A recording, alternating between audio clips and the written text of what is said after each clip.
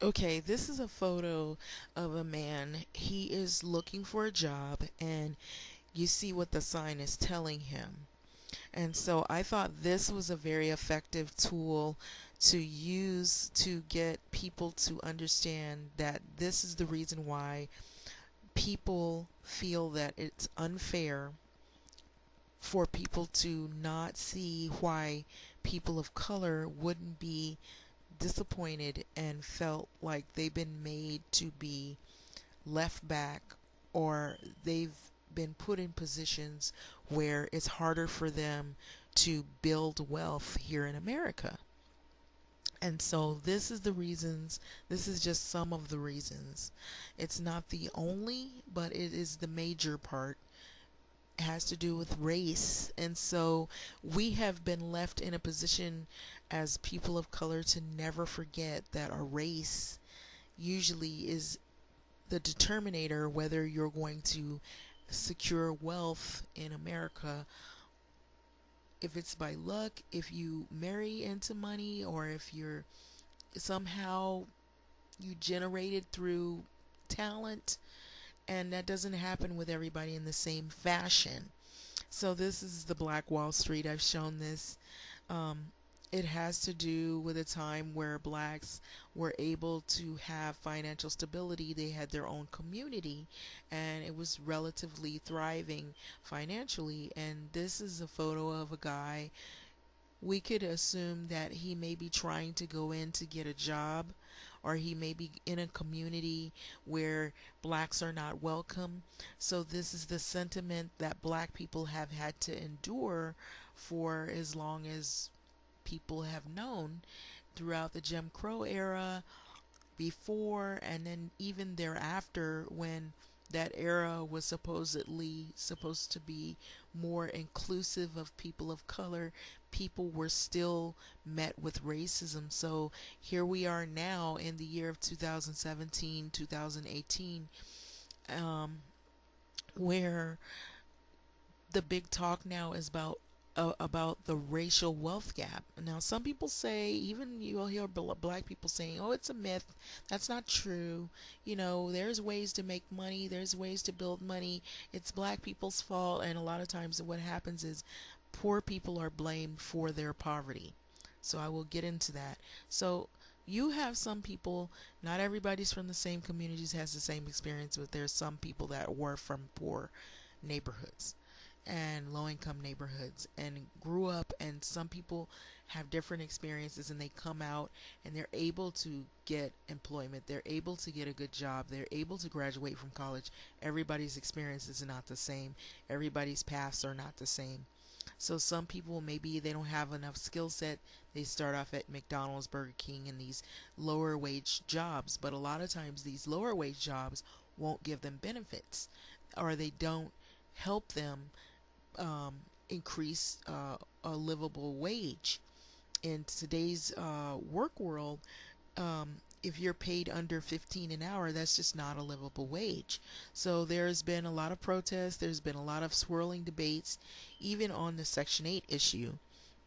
And so that brings me to the issue here, where there are wealth building seminars, there are people that talk about building wealth in black communities, but we've had a lot of devastation in black communities with drugs, with the war on poverty, the war on drugs, the war on black males and black females, um, the war on the poor. There's been lots of wars, and it's emotional, and it leaves people decimated. And so with all of that going on, you have these think tanks, but a lot of these think tanks, they're black think tanks. They want males to lead. They don't want inputs of females. And so that could also pose a problem as well, because now you have a social divide with male and female behind all of that, because what it's saying is that men are more important, their issues and what they have to say is more important than rather what females have to say, you know what they're going through, it doesn't count.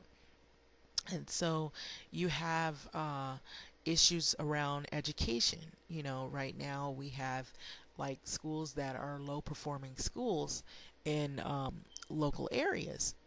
And a lot of people just don't want to teach.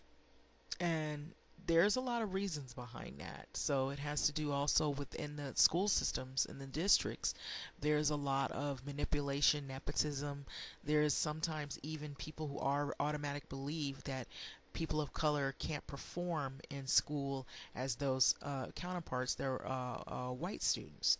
So that's why I showed you the guy that created the bell curve, the book, and the whole theory about the bell curve, that whites are more superior, they're more smarter than black people are people of color, they have more brain power and their brain size is bigger, and you hear that. So if you don't know about the bell curve, you can look into it.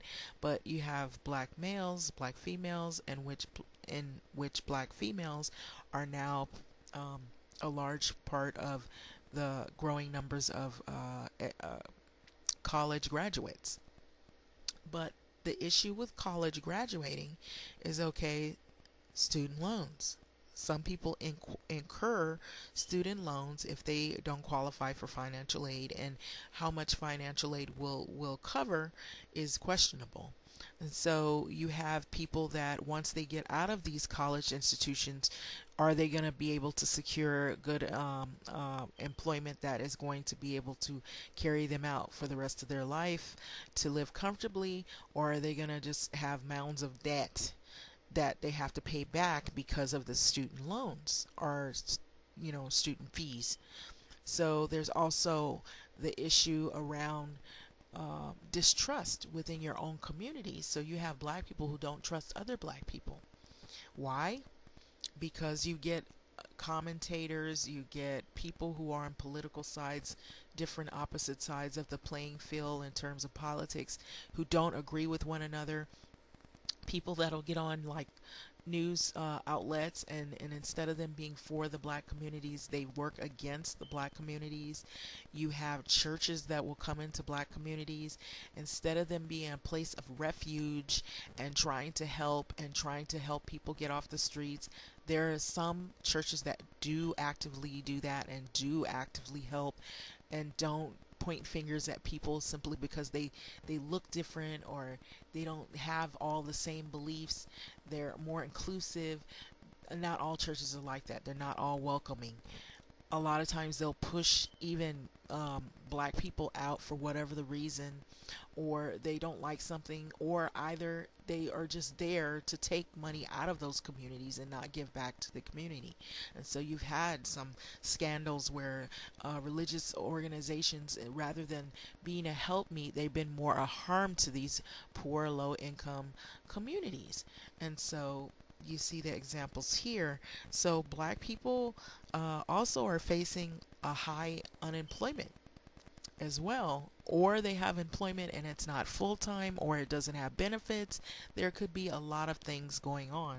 So more recently we had an issue with Section 8, and what happens is people feel like they have to blame the poor for their problems. It's easier to blame the poor, so it's easier to point the finger back at the person who is actually going through the problem, and never look at the real issues. Everybody's like a case-by-case situation, has different experiences that led them wherever they are. But there are a large percentage of people who have been, maybe they got fired from their job because now they don't need any black people there. Believe it or not, some people think that stuff is not real, it's made up, it's all in the minds of people. Like poverty. Ben Carson, he says poverty is in the minds of people. For example, in an article, Housing Secretary Ben Carson clarifies comment that poverty is a state of mind. So I'm just going to pull up this article. It says Carson, who grew up in poverty, said that to Sirius XM radio interview last month that poverty is a large extent is also a state of mind. The comment drew widespread criticism from anti-poverty advocates who say it implies that the poor Americans are the fault for their own poverty and that they're better off without the aid. So Carson is scheduled to appear before House Appropriations Subcommittee Thursday to defend President Trump's 2008 2018 budget request for his agency. Carson will likely face tough decisions and questions about his comment on poverty, as well as the administration's proposal to cut more than $6 billion or 13% from HUD's budget. Among the programs that are going to be targeted, so now listen, public housing is one, housing vouchers, that's why we're having the issue with Section 8, community development block grants, and other aid for low-income Americans. That is the reason why you have this whole thing around Section 8 going on. So you have Ben Carson to also thank for all of this. The administration argues that much of this spending is ineffective and inefficient, and that the money would be better spent elsewhere. And Carson tells NPR his agency's approach is aimed at breaking the cycles of poverty long term.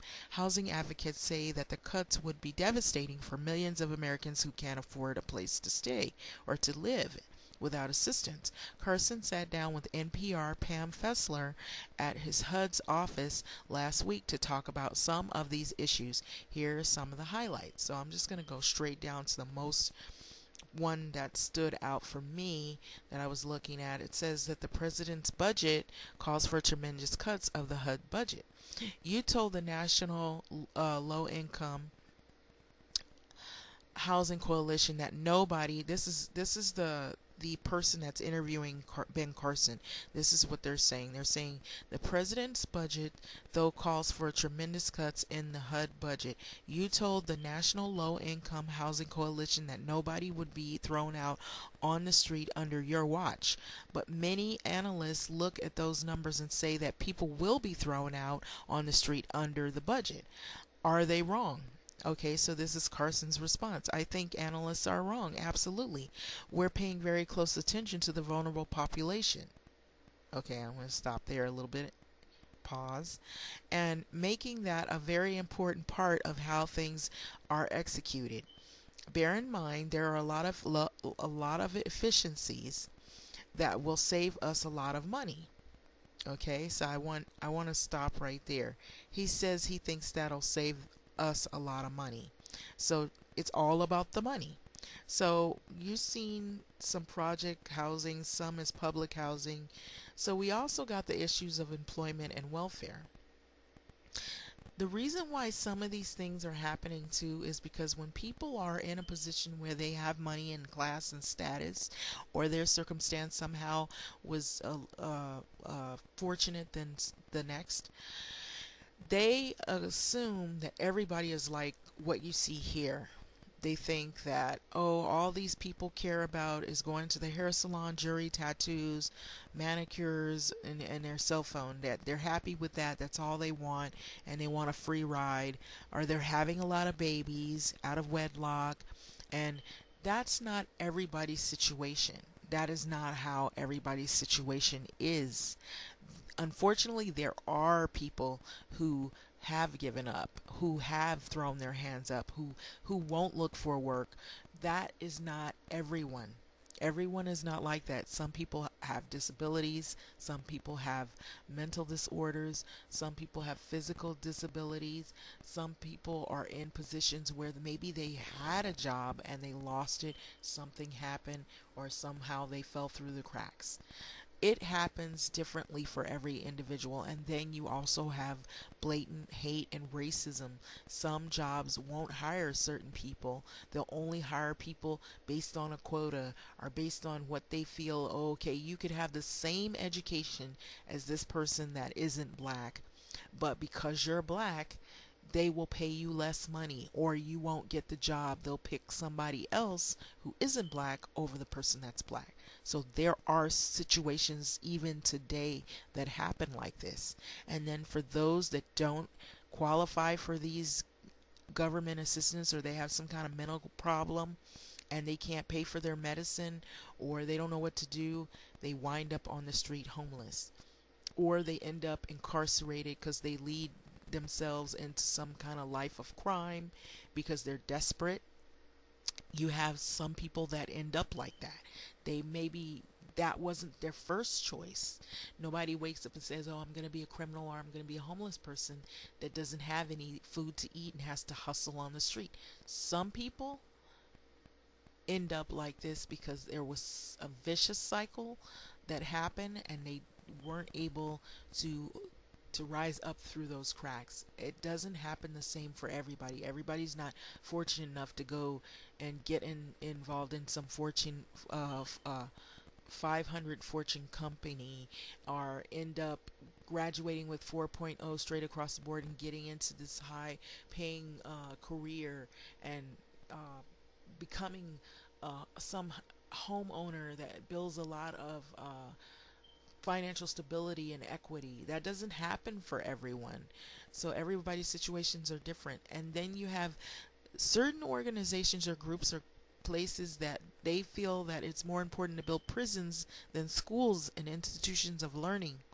And so how much money goes into building those institutions? So this is like, here you see graphs on African American versus white in terms of median income and wealth. And some of these graphs might be updated, but it's not that far off the mark, I would believe. It might even be worse than this. So in terms of the gap. So you can see the rise and the run of this graph here.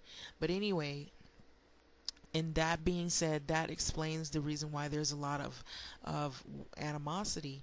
But you do have financial seminars, certain people now that are wanting to become financially literate in the black community, and so that is where we're at now. And so I believe that would help a lot of more black people, is learning financial literacy. You know, we're not a dumb people.